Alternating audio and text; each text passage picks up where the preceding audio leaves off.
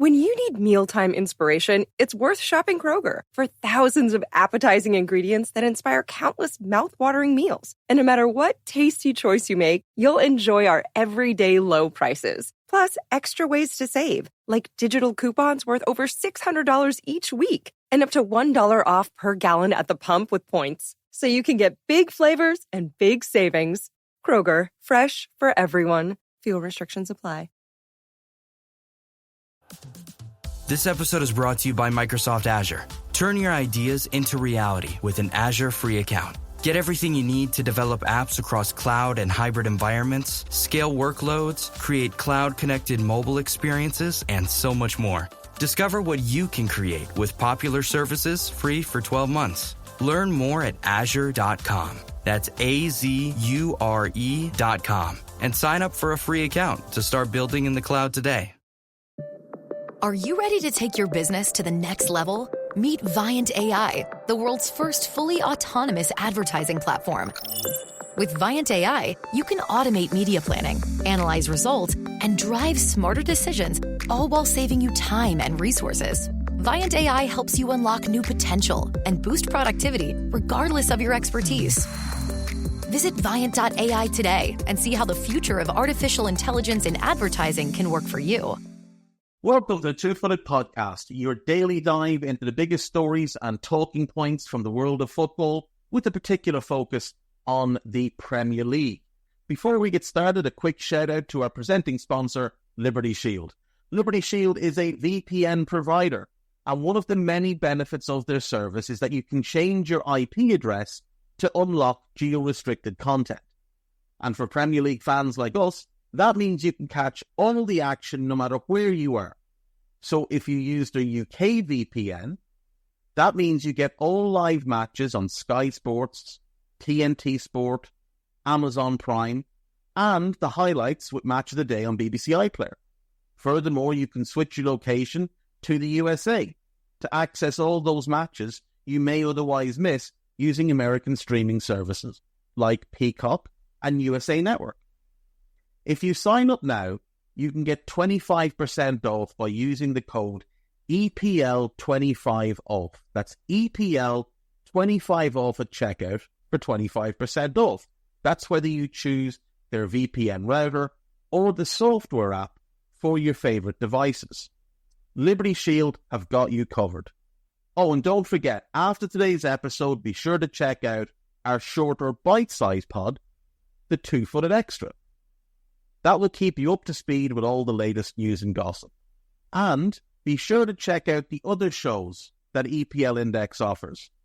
Today was hugely enjoyable, a tad predictable, previewing every Premier League round with a different guest each week, where he really does put them through the ringer. You come off that show, I've guested on that show, you come off it, and you feel like you've been interrogated. It's a really good listen, though. There's also our new show, our roundup show. It's called The Final Whistle. It's hosted by Nina Kauser and Ben Poscod, and they summarise all the matches and the big talking points. It comes out every Sunday evening, so make sure you're listening. Now, let's dive in to today's biggest stories. What's good, boys and girls? Two-Footed Podcast. Today is Monday. It is the 23rd of September. Hope you're all well, having pleasant days. The weather has not held up. It's been overcast now for 2 days. No rain, but it's just a bit grey looking. Yeah. Anyway, we had a cracker of a weekend in the Premier League. We began with West Ham 0, Chelsea 3. Now, 3-0 flattered Chelsea a little bit, but they did play well. And Nicholas Jackson in particular looked very, very good. He scored on 4 minutes. West Ham just absolutely all at sea. Really not sure on the team selection. Don't really understand the logic in going with that shape. Individually, I liked the 11 that they put out, but not in the shape they put them out of a 3-4-3. That was a team lined up to play 4-2-3-1. And I don't know why Lopetegui thought the best decision was to stick Alvarez in the middle of the back three rather than in his usual holding midfield role. draw Paqueta back into a midfield role where he's not as effective. And then, like, Mavropanos was awful, and Todibo still didn't come on. I'm really not sure what it is that Lopetegui is thinking at the moment, but it's not going well. Jackson scores on 4. Jackson scores again on 18. Nice little build-up by Chelsea in the middle of the park. Lovely first-time pass by Caicedo. Sends Jackson through, and he scores. And then 2 minutes into the second half, Cole Palmer wraps it up to make it 3. Now, West Ham had more of the ball. Well, you expect that given Chelsea were 2 up within 18 minutes. They had more shots. You do again expect that, but they had a couple of really good opportunities, and they really did deserve at least one goal. I think 3-1, maybe even 3-2, a fairer reflection of the game. But like I say, Chelsea did play well, but there are still flaws in that team. This was not a perfect performance by any stretch, and nor is it one that should have Chelsea fans thinking that all of a sudden all their problems are fixed. Moving on then, the 3 p.m. games on Saturday, of which there were plenty. Aston Villa 3, Wolves 1. Matthias Cunha puts Wolves 1 up on 25. It's an absolute horror show from Diego Carlos. Ball was played to him as Villa tried to build out from the back. And he either doesn't look at all, or he looks and then looks down and doesn't look back up. Because it was clear he was trying to play it to Onana, but the pass was underhit and inaccurate. Cunha just appears, picks the ball up, drives, gets a shot away from the edge of the area, and it's a really nice finish. But I don't understand what Carlos was doing. It's not like he was under pressure. He didn't need to cough the ball up. He could have taken his time, had a look around and seen what his options were. It was very, very poor. From there, Wolves actually seemed to grow in confidence and potentially could have gotten a second goal. They couldn't find that second goal, though, and eventually Villa did cop themselves on.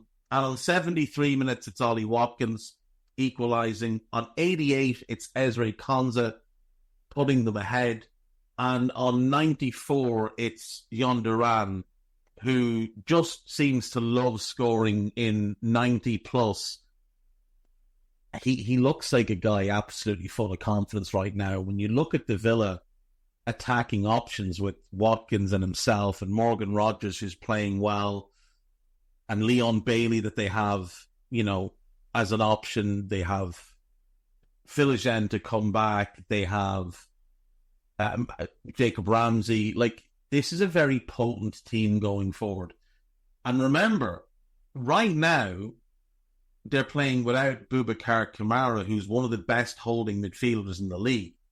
When they get him back and they can free Onana to go and be more attack-minded, they're going to be a really, really scary prospect for a lot of teams to take on. That's a good team, and we know that. We've seen what they've done under Unai Emery since he's taken over. With Wolves, like, they get the goal, they do build in confidence. They looked at times like they were just going to be able to cut Villa open. You had Andre sitting at the base of that midfield, just pinging the ball around, picking his options. It was all very nice. Defensively, they were holding solid. I mean, Aït-Nouri was the one that came closest to getting a second goal, but they had some other decent chances as well and decent opportunities. But ultimately, once Villa started to go through the gears, it felt like that Wolves midfield just shrunk a little bit. The lack of speed from Andre, the lack of size from Andre and João Gomes. Now, Gomes is a tough lad and puts himself about, but Onana just seemed bigger and stronger. Barkley seemed bigger and stronger. And when Maatsen came on at left back, like, he was playing into so much space because they'd taken off Bellegarde and his energy hadn't been replaced. I don't know. I don't know with Wolves. Like, 1 point from 5 games, you're bottom of the league, comically enough, you're bottom of the league on alphabetical order because Everton have the same exact set of results or the same exact outcomes. No wins, 1 draw, 4 points, scored 5, conceded 14. Like conceding 14 goals through 5 games. And you're -9. It really doesn't look good for Wolves at the moment. And we look at their fixtures. Next weekend, they play Liverpool at home. Then they go to Brentford. Then it's City at home. Then they go to Brighton. Then Palace at home, and with Palace not being in great form, maybe that's a game they can win. They've got Southampton at the start of... Southampton after that, then that's a winnable game. Then it's the international break for November. Then they come back. They play Fulham away and Bournemouth home. That is a winnable run in those 4 games. 2 before and 2 after the international break. But prior to that, that feels really tough. Really, really tough. Liverpool home, Brentford away, City home, Brighton away. I know they beat City at home last year, and I know that they gave Liverpool a tough time, but they had Max Kilman and Pedro Neto. They don't have them anymore. That's a concern. It's a concern. Right, let's get back on track. Next up then, the 3 p.m. kickoff of Fulham versus Newcastle. Fulham win 3-1. Raul Jimenez with a lovely just control, spin and finish on 5 minutes to set them on their way. Smith Rowe came close. Then he managed to get his goal. It's a lovely little bit of interplay between him and Iwobi. It's not the best struck shot, and potentially Nick Pope should have saved it. But there was no doubt that Fulham deserved to be 2-0 up. They were the better team by a considerable margin. Harvey Barnes pulled one back for the tune seconds into the second half. I've no idea what Anthony Robinson is doing, but he finds himself in a central midfield position, and Fulham then find themselves outmatched defensively. Ball goes to Barnes. That's a lovely guided finish into the bottom corner. Really, really nice. Fulham get their third to wrap it up on 92. Guimaraes just gives it away really poorly in his own box. It was the goal they deserved, though. Like, this was a 3-1 game. No question about it. This was a 3-1 game. There can be no arguments from Newcastle. They didn't deserve anything here. I've been saying for a couple of weeks they're not playing well this season. This was coming. They've been very, very fortunate to get their points so far. They could easily have no points this year. They have not played well. They look a little bit shaky at the back. They don't look composed in midfield. They don't look like a unit. And the attack isn't clicking yet. They've got a lot of work to do if they want to be a top 4 team, because the season is a long, long slog. And you're not going to be able to ride your luck continuously the way they have been doing. They've obviously got players to come back in, and that will help. They did miss a great opportunity to equalise, Fabian Schär. Not really sure what was going on. Leno had the ball. The closest Fulham player to him was Emile Smith-Rowe, who's his attacking midfielder and should have been up the other end. And I assume Fabian Schär had just drifted with Smith-Rowe, because he was the most advanced Newcastle player. Nips in, wins the ball back as Leno puts Smith-Rowe in trouble, and then just puts it the shot wide. Doesn't even work the goalkeeper. Very, very disappointing. But Newcastle would not have deserved anything from that game. That would have given you a false sense that they had actually played even competently. Southampton won, Ipswich won. This was a good game. Tyler Dibbling, who I talked about during the week, he puts Southampton 1-up on 5 minutes. It's a nice disguised ball by Lallana. Lovely first touch by Dibbling. Brilliant finish. Then later in the first half, Dibbling shows the creative side to his game with a gorgeous little pass through for Cameron Archer, who does everything right, draws the keeper, rounds the keeper, just pushes it a little bit too far, and his shot back across clips the post and comes back out, and there's nobody following up.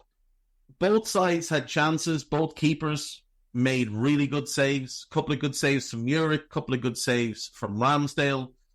But a draw was the fair result. So when Sam Morsey's shot took the deflection off, I think, Joe Aribo and hit the top corner, it was deserved. It was a deserved draw for Ipswich. I know Southampton will be devastated, but Ipswich absolutely deserved the draw. There can be no question about it.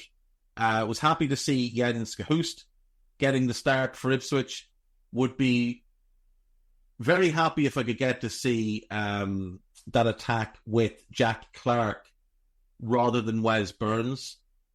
Tunzabi, he still looks a little bit lost. I thought the changes we saw from McKenna in-game were good. Some of them obviously were necessary, but I thought once it went to Johnson, O'Shea, Greaves and Davis, the defence looked better. I would like to see Cahoust and Phillips. Obviously, Phillips missed this game. Hopefully he's not out for too long. I think there's a lot of talent in that Ipswich team. I think there's more to come from them. Likewise with Southampton, I mean, I just feel like you're hurting yourself a little bit. Like, Lallana played that really good pass for Dibbling, but he's so easily played through. Ryan Fraser's an empty shirt. Fernandez is super talented. Dibbling is super talented. I really like what Cameron Archer can offer them in terms of pace and his ability to run in behind and work the channels. Defensively, Sugawara at right back. Walker-Peters is the one drop. That annoys me. I wanted Charlie Taylor in the team, but Walker-Peters is your best defender. Harwood Bellis had a strong game. Bednarak had an okay game, but he's still a bit of a liability for me. I still feel like there's a lot more to come from this Southampton team if Russell Martin is a little bit more pragmatic. But for now, they get themselves a point, and at least they are up and running. And that's the main thing. Tottenham 3, Brentford 1. Great start for Brentford. Brian Mbomo less than a minute. Buries a volley into the top corner. Didn't last long though. Solanke on 8 minutes after really good work from James Maddison. I don't know what Ethan Pinnock was doing. Brennan Johnson makes it 2-1 on 28. And then Maddison wraps it up on 85. And there was some controversy in this game. So Vicario had a mixed bag of a game. He made some really good saves, but at times he looked really shaky. So he goes for a cross or a ball that's up in the air, right near the edge of his box, and he drops it. And then he flicks it. But he is outside the box. But he reaches his arm back in and he flicks the ball out to himself. That's fine. Then he flicks it again and it looks outside the box, and I haven't seen a comprehensive replay yet. But the second flick to get it to his feet before he clears it, it did definitely look outside the box. And obviously, that could have made that moment, I think at that point it was 2-1. That could have been a big moment for Brentford if they've gotten that free kick in a dangerous area. Ultimately, it didn't get given, so, you know. You've got to admire Brentford's shooting accuracy in this game. 6 shots, all on target. No wasted efforts. That's really impressive. They've had a good start. It's a disappointing defeat, but they'll be fine. Leicester 1, Everton 1. Did not enjoy this game, I have to say. There was some decent football broke out at times. Illiman and Jai scored a nice goal. It's a good ball in from Ashley Young, and Jai does well, opens up the space for himself and puts it off the bottom of the post. But it was a bit of a scrappy game. As you'd expect, you know, 2 teams down where they are, Everton desperate for results. Thought they were going to hold on. Actually did this time think they were going to hold on, but 73 minutes. It's one of the scruffiest goals Steffi Mavididi will ever score in his life. But he won't care. Leicester won't care. It's a point, and it keeps them trucking along. 3 points in 5 games. If they can continue to average, based on last season, if they could continue to average 3 points for every 5 games, that would get them to, 22, 23 points.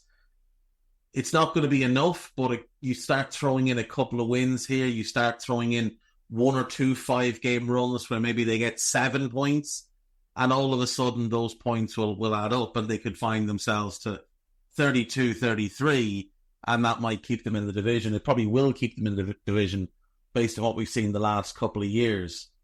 I don't know what Everton. I really don't know. I don't think about them for the moment, though. Moving on. Liverpool 3, Brentford 0. Liverpool fortunate not to go 1 down early doors. Kluivert makes a good run through midfield. Gravenberch failed to deal with it. He plays the ball across. It's actually quite similar to the Real Madrid Champions League final goal in 2022. That kind of cross shot into no man's land. Semenyo has made a really good run coming in off the left, and he's just kept moving and moving and moving into a central area, and then he's made that last run, got on the end of it and put it in. But he'd gone too early. If he just timed it a half second better, he scores. And it doesn't affect his ability to get the ball. If he goes later, he still gets to that ball. And Bournemouth would have been 1 up. Instead, Liverpool go 1 up through Luis Diaz. Diaz had forced 2 really good saves from Kepa before that. Ball over the top by Konate. Kepa comes for God knows what reason. Good touch by Diaz, goes round Kepa and finishes well on... What was that? What minute was that? That was 26. On 28 minutes, Trent picks the ball up on halfway and just drives and waits and picks the right moment to release the pass right to Diaz. Touch, finish, 2-0. And then on 37 minutes, the pick of the goals, it's Konate again down the line. Great flick on by Nunes into the feet of Salah, who first times around the corner to Nunes, who's continued his run. He drives into the penalty area. He's running from the halfway line here. He drives into the penalty area, cuts back on his left foot, and it's just a gorgeous finish. Absolutely gorgeous. Starts it out wide, bends it back in, clips the post. Sensational goal. Liverpool deserving winners without question, but 3-0 flattered them across the course of the game. Like 4-2 probably would have been a fairer reflection of what took place on the day. But Liverpool won't care. They'll be just delighted with the win.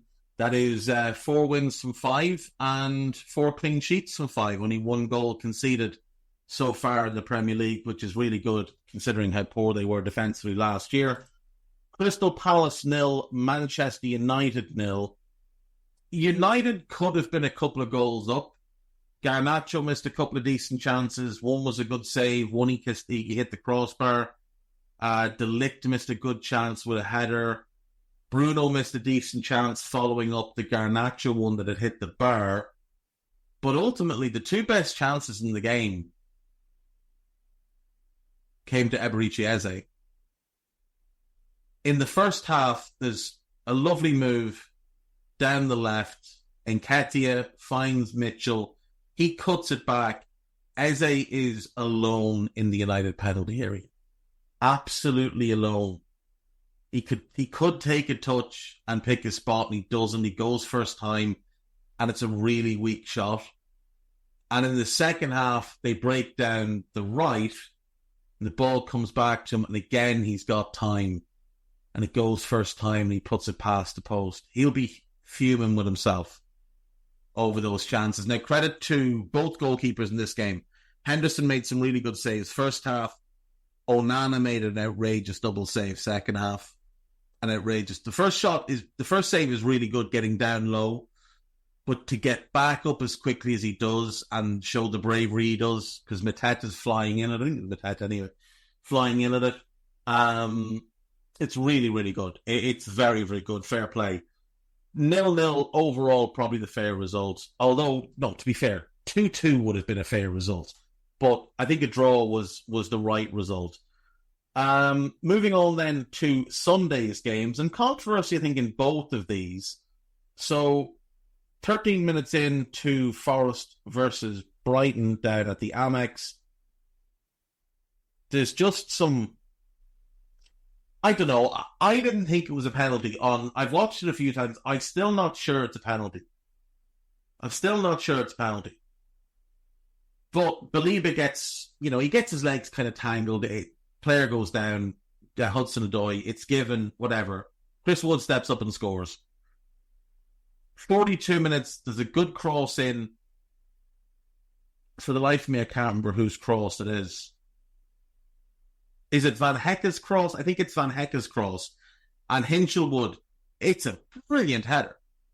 Like, he times his run really well, gets up and just powers his header in. Really, really good. 45 minutes then, Danny Welbeck, a sensational free kick. Is that the first free kick Danny Welbeck has ever scored? So I don't really remember him scoring too many. It's a sensational free kick from Danny Welbeck. Brighton probably should have scored at least one more early in the second half. They didn't. And on 70 minutes, they got punished. It's a lovely Gibbs White ball through. What's the winger's name? Is it Jota Silva? Yeah, Jota Silva breaks onto it, draws out the goalkeeper, squares it across for Ramon Sosa, who taps home his first ever Premier League goal. Do you know what was staggering to me yesterday, though, with that game? Was when I looked at the Brighton bench and saw the quality. João Pedro, Yankuba Minta, Mats Wiefer, Evan Ferguson, Igor Julio Enciso, and Ferdy Kadiaglu, all on the bench. And that's them missing Matt O'Reilly. That's them missing Brajan Gruda. That is, other than centre-back, they have quality and quality depth pretty much everywhere. They don't have any quality centre-backs. Dunk has declined significantly, and Van Hecke's average. If they were your backups, they would be quality depth, but they're not. They're the starters. Igor Thiago, he's fine. Adam Webster, though, is well past his best. Like, if they could add two good centre-backs, they would be a hell of a team. You could argue about right-back. I think Veltman's past his best. They do have Lamptey as another option there. So maybe right-back as well. And obviously they need a backup goalkeeper. They've got a great starter. I think Verbruggen's an outstanding young keeper. They need a backup to him. Steele is just not up to the task. But they do own a bunch of good young keepers like Carl Rushworth. So that's why I didn't include goalkeeper, but you could if you wanted to. Centre-back and right-back. But they could play Kadioglu at right-back, in which case Veltman becomes backup, and that's fine. You've got a Stupin in at left-back. It's good to see him starting. He came back in, Matoma immediately looks more comfortable. The wing options are outrageous, and their options for 9 and 10 are just tremendous. And once O'Reilly's back, that midfield is all of a sudden a really strong area for them, having been a significant weakness last season. Anyway, later in the game, João Pedro picks the ball up. He's trying to drive on the left. Morgan Gibbs-White, who's already been booked, comes across, wins the ball, but he does that scissor motion. Now, the referee, I think, gives a throw-in. But as he runs across, he makes a motion to at least one Brighton player to say he got the ball. So he's not thinking, I'm booking the player here. He very clearly makes the motion, he got the ball. And then quite a period of time passes. And then he decides he's going to book Morgan Gibbs-White and send him off. And then he walks over and he sends off both managers. He just seemed to lose the run of himself. I didn't have an issue with the Gibbs White booking and thus the sending off because, that scissors motion, that normally does result in the yellow card. And he had already been booked. But to say he got the ball and then change your mind like that, that was weird to me. But it's a good point for Forest. Them and Brighton now sitting on 9 points, both undefeated. Them, Arsenal and City, the only undefeated teams in the league. Nobody would have had that. Certainly nobody had Forest unbeaten after 5 games. But credit to them. They've started the season brilliantly.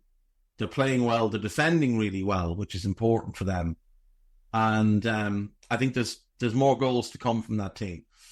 The final game then, the big game of the weekend, Manchester City against Arsenal. This was a game that took place in several acts. So City start really well, and Erling Haaland puts them up on 9 minutes. A fairly simple goal. Savinho picks the ball up, spins infield, slides the ball through. Haaland just runs onto it. I ask everybody, though, go and watch the replay. Go and watch the replay.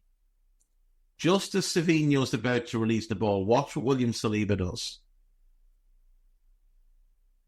Haaland runs on and scores. Just go back and watch what Saliba does. Just watch his movement. Then, no, actually, hang on a second. Before any of this goal nonsense had started, we're in the first minute of the game. Was it the first minute? I think it was the first minute of the game. And Kai Havertz throws his forearm. Was it Kai Havertz? I want to say it was Kai Havertz threw his forearm into Rodri. There was a VAR check on it. I'm not sure how he gets away with it. Anyway, City go 1-up, and City are dominating. Like, City look like they might actually put a bit of a hiding on Arsenal here. And then Rodri gets hurt. Seems fairly innocuous, but 21 minutes in, Rodri has to go off. Now,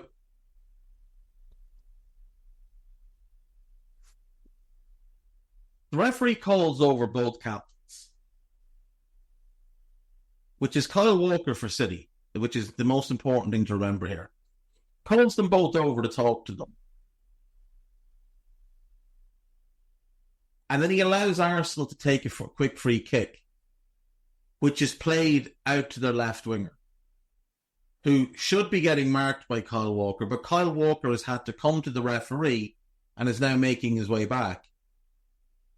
But he gives Arsenal that advantage of allowing that quick free kick, which City were fuming about, because Martinelli drives in, lays it back, Calafiori steps onto it and just pings it into the top corner.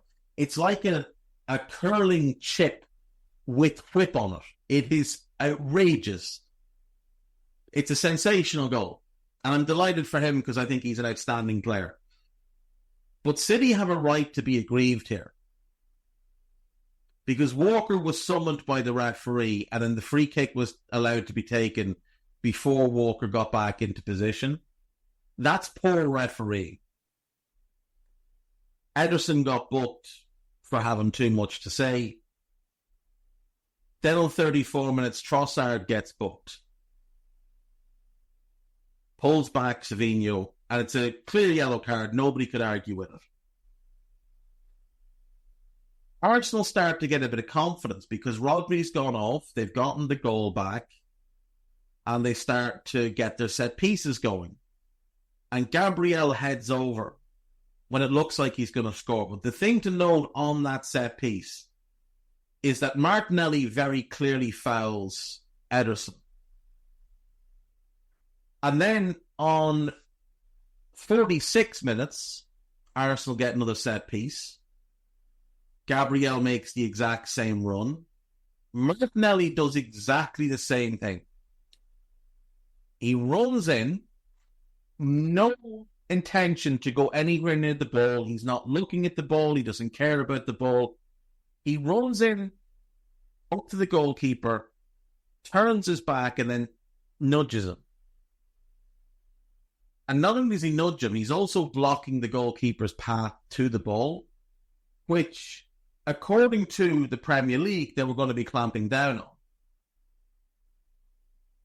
So Gabriel is completely unopposed as he heads home. I'm not sure that goal should have counted. I think Martinelli has fouled the goalkeeper there. And Diaz thought the same, and he got booked for his protestations. Thomas Partey was then booked a couple minutes after that with a bad challenge on Savinho. And then 8 minutes into stoppage time at the end of the first half, which, by the way, there's a few reasons there's 8 minutes stoppage time. One is the injury to Rodri. Two are the goals and the subsequent complaints after the goals. And three is Arsenal have been time wasting. So we're 8 minutes into stoppage time. Ball's up in the air. Trossard shows no intent to play the ball, just runs over and runs into the back of Bernardo Silva and poleaxes him. Referee blows his whistle and Trossard boots the ball away. So the referee books him. And it's a second booking and off he goes. Now, Arsenal, of course, mass crying over this. He should have been booked for the foul on Silva. Forget booting the ball away. He should have been booked for the foul on Silva. He knew he was on a yellow. It's an incredibly stupid thing. And after committing the foul, to then boot the ball away? Like, you're just asking to get sent off. There's no complaints here that are legitimate. He has to go. Now, Arsenal, of course, have started this game with 4 centre-backs and 2 holding midfielders. It's 1-1. They're down to 10 men, admittedly. But you want to talk about a lack of courage. Arteta takes off Bukayo Saka and brings on Ben White. 5 centre-backs and 2 holding midfielders for the entirety of the second half. Arsenal completed two passes in the City half in the entirety of the second half. This was bus parking at a level not seen since Tony Pulis was in his prime at Stoke. This would have been embarrassing if a League One team came up to a Premier League club in the FA Cup and did it. This was cowardice of the highest level. I understand wanting to be solid defensively. There was no intent to try and do anything going the other way. None. City battered them second half, absolutely all over them. We had 2 great saves from Raya, from Gvardiol. There was a bunch of other good chances. But it didn't look like City were going to be able to find a way into it. One of the funniest parts of the game took place in the 92nd minute when Miles Lewis-Skelly came on. Now, he'd already been booked. Timber got hurt. Lewis-Skelly comes on. He's already on a yellow. I don't think he remembered it based on the fact that he was gobbing at the referee for his entire time on the pitch. Arsenal tried to spoil the game. They pulled shirts, they wasted time, they committed a ton of niggly fouls, they got away with a ton of niggly fouls. But in the 98th minute, John Stones, off a short corner, Grealish fed the ball back in to Kovacic. His shot was blocked, and John Stones was the jolly on the spot. I would again ask everybody to just watch Saliba. I'm also not sure it's not a Saliba own goal, but just watch Saliba. Just watch him as Kovacic shoots. Just watch what Saliba does. This was Arsenal's second lowest possession in a game in Premier League history. 22%. They had 12.5% in the second half. And again, completed 2 passes in the opposition final third. Their lowest ever in Premier League history, by the way, was also against City. That was in August of 2021. There was mass crying after this game. But it's one amazing stat, really, but it's for 2 players. So Julian Timber got taken off in the 92nd minute. Kai Havertz played the entirety of the game, over 100 minutes of football. Neither of them completed a pass. Just consider that for a second. Neither of them completed a single pass in that entire game of football. That is remarkable. Again, you wouldn't have seen it with Stoke. You wouldn't. And Arsenal will cry, and they'll moan, and they'll complain. But the reason that they failed to win this game is because of their manager's cowardice. The red card was absolutely warranted. They cannot complain about it. They were very fortunate to be allowed the free kick to be taken quickly for the first goal, and what I think is quite clearly a foul on the second goal to be overlooked. And I have no love for Man City at all. I think they're cheats. But this Arsenal team try and present themselves as this big bad bully of a team, and yet there's no bravery with them. No bravery at all. Mikel Arteta is far more David Moyes than he is Pep Guardiola. And when push comes to shove, he retreats into a shell. That game was there to be won for them, even with 10 men.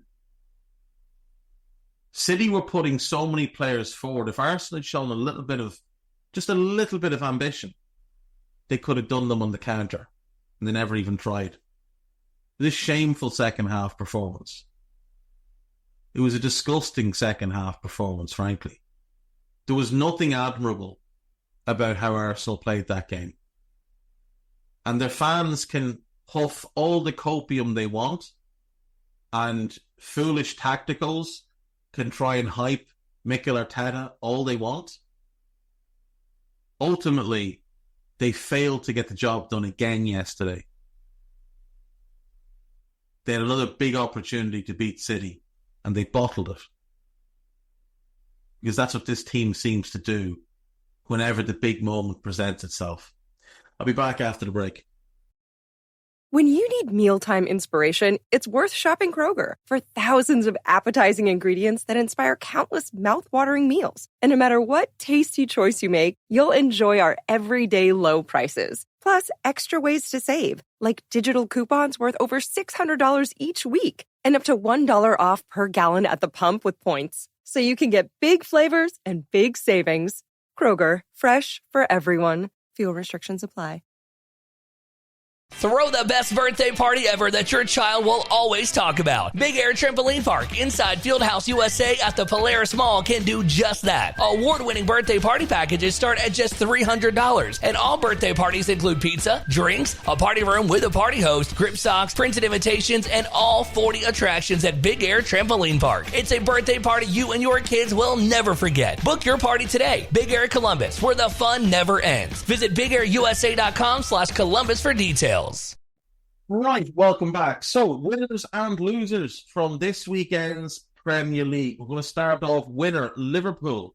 Not only did they win their game, not only did they get back to winning ways, but their two big rivals for the title both dropped points. So that is a big, big plus for Liverpool, who have the best defensive record in the league through 5 games and are starting to find, a bit of rhythm to themselves. Next big winner, we're going to go with Chelsea. Anytime you go on the road in a derby and get a comprehensive win, which ultimately a 3-0 win, regardless of the game state, 3-0 win is a comprehensive win.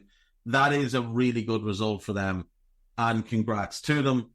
And then I think I'm going to go Fulham as my third winner of the weekend, because the Toon are a team that believes they can get Champions League. They're a team I believe can be in the mix for Champions League. And yet Fulham outplayed them, outfought them, outthought them, were outcoached, or outcoached them on the bench, and everything about the game was very, very good from a Fulham point of view. So they're my 3 winners. For my losers, I'm going to go with Wolves. We're bottom of the league now, so you've got to be cast as a loser. I will go with... I'll have to go with Everton again, I'm afraid. Everton and Southampton, we'll lump them in together. You had the chance to win your first game and you both threw it away. And then my third loser is football. Football lost yesterday. It lost yesterday. You look at the great rivalries over the years. Arsenal against United. Look, go back further. Blackburn against United. Newcastle against United. Arsenal against United. Liverpool against United. Liverpool, Chelsea. United, Chelsea. Arsenal, Chelsea. Man City, Man United. Man City, Liverpool. Look at every one of them. You'll never find a team play like Arsenal played yesterday.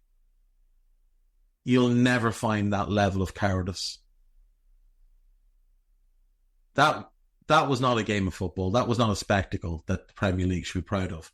Whatever gobshite that works for the Daily Mirror called it one of the greatest games of all time, or one of the greatest games in Premier League history, should be unemployed today because he doesn't know anything about the game and has certainly no idea of the history of the game.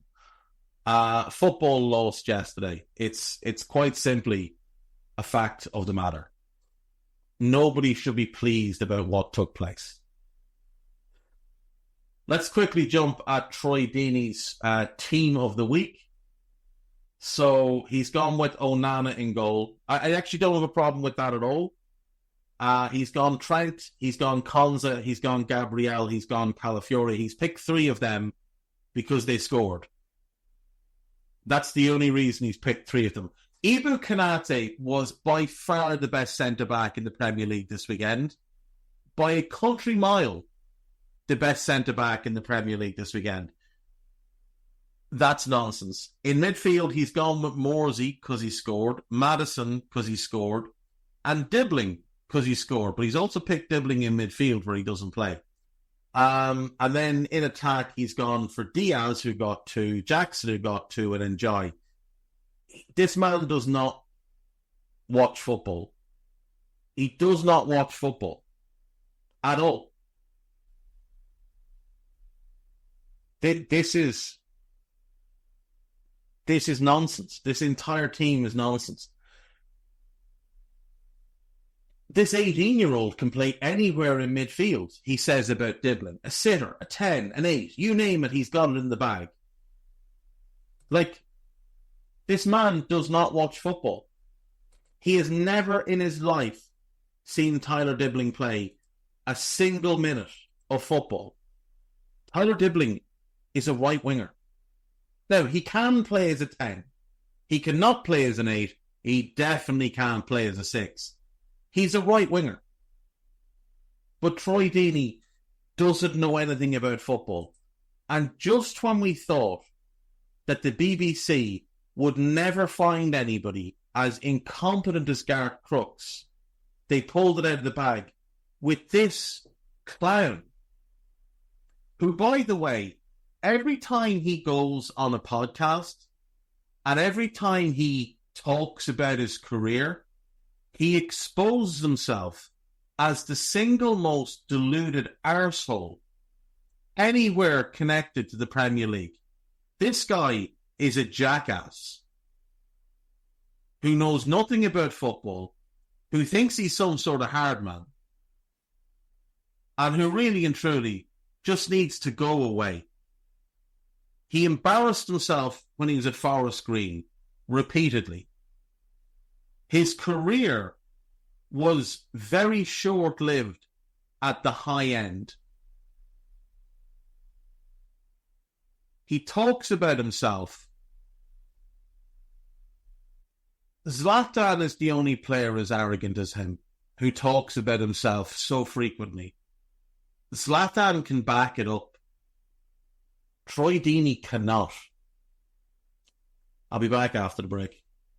Right, welcome back. So we have some breaking news, and it looks like the soap opera at Everton has taken another twist, but potentially this is the final twist. John Textor looked like he was the one that was going to buy Everton. He had the period of exclusivity, but he was struggling clearly to sell his shares at Palace and to raise the money to buy Everton. And today we have an announcement from the Friedkin Group saying that they have reached an agreement to become custodians of Everton, buying Farhad Moshiri's 94% stake in the club. Now, Everton are currently 600 million in debt. 200 million of it, though, is to this group. So at least that should save them some money. Now, the Friedkin Group are another American group, so it's more US ownership into the Premier League, which Gary Neville will probably not be too happy about. They own AS Roma. They've done, I would say, a mixed job at AS Roma. They, I believe, began as an automotive dealership owner. I think that's one of their big, the big things in their portfolio, as well as they own a bunch of car dealerships in America. They also own a bunch of resorts. They own some golf courses and a couple of other companies as well. With Roma, like I say, it's been a bit of a mixed bag, but they have been pretty ambitious. Like, they did go and try and get, they did get Jose Mourinho to come in and be their manager. And they've obviously sacked him and brought in De Rossi. They've sacked him and they've brought in Ivan Juric. So it's been a little bit of, a little bit topsy-turvy in that regard. I certainly think they show enough ambition. Whether or not they show the right mentality remains to be seen.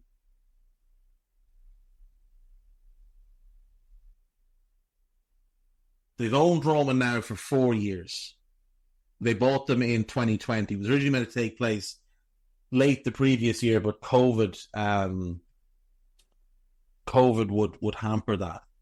So they inherited Fonseca. He wasn't theirs. They're on their third manager already. That's not ideal. Like, not ideal at all. Last season they finished 10th. Sorry, no, excuse me, they didn't. Last season they finished 6th. They're currently 10th. Last season they finished 6th. Season before that, 6th. Season before that, also 6th. And the season before that was when they had Fonseca and they finished 7th. Now, look, Everton fans would take finishing 7th, 6th, 6th, and 6th. No question. If we look at transfers, the first year they're in, they spend roughly €30 million net big sale of Patrick Schick pays for a lot of what they did. The second season,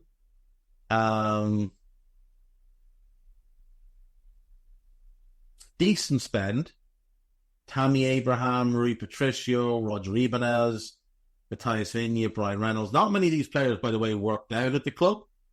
And in fact, if I'm not mistaken, one of them, Shomurodov, is the only one left at the club. Tammy worked out.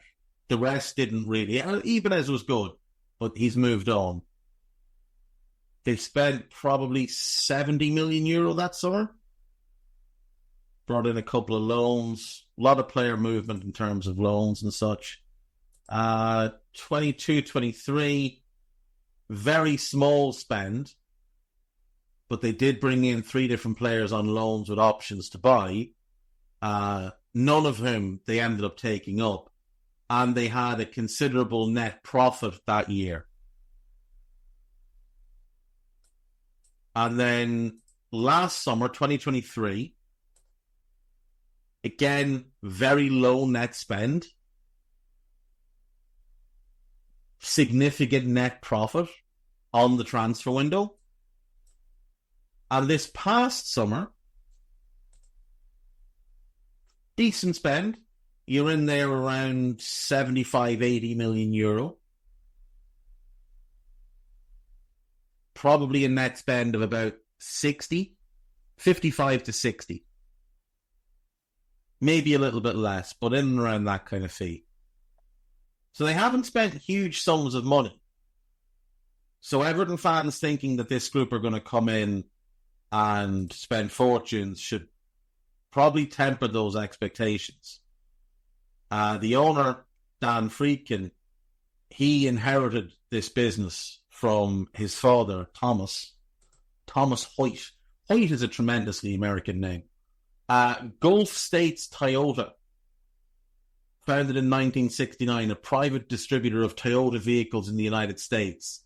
That's where this whole business grew from. That's where they got their start from.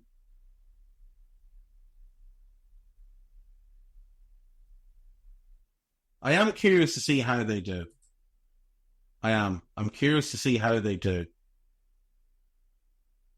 I know this guy wants to be ambitious. I know he wants to get his teams into the Champions League. He wants to do well. But we'll see. We'll see. I do like some of what this guy does away from football and business.